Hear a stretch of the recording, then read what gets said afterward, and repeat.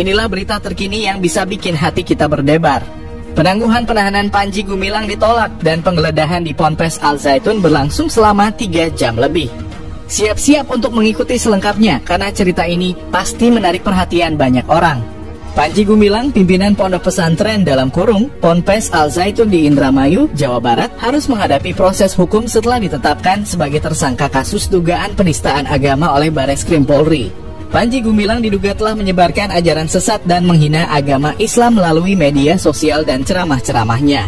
Panji Gumilang ditangkap oleh polisi pada Rabu 2 Agustus 2023 setelah menjalani pemeriksaan selama 4 jam di Bareskrim Polri. Dia dijerat dengan pasal 156 Ampere tentang penistaan agama dan pasal 45A ayat 2 jangto pasal 28 ayat 2 Undang-Undang Nomor 19 Tahun 2016 tentang ITE dan atau pasal 14 UU Nomor 1 Tahun 1946 tentang Peraturan Hukum Pidana.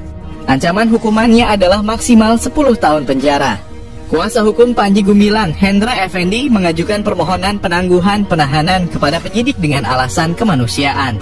Dia mengklaim bahwa kliennya memiliki riwayat penyakit jantung dan diabetes yang membutuhkan perawatan khusus.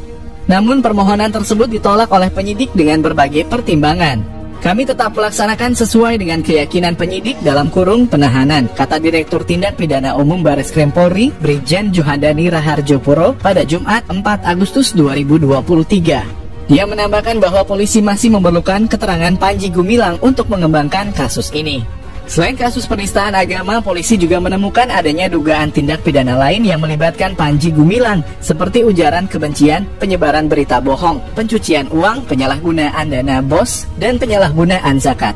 Sebanyak 145 dari 367 rekening terkait kegiatan Al Zaitun dan Panji Gumilang telah dibekukan oleh pemerintah.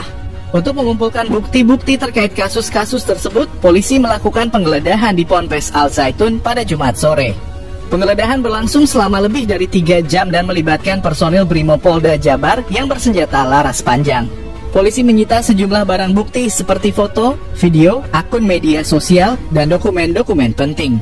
Penggeledahan ini mendapat perlawanan dari sebagian pengikut Panji Gumilang yang masih berada di Ponpes Al Zaitun.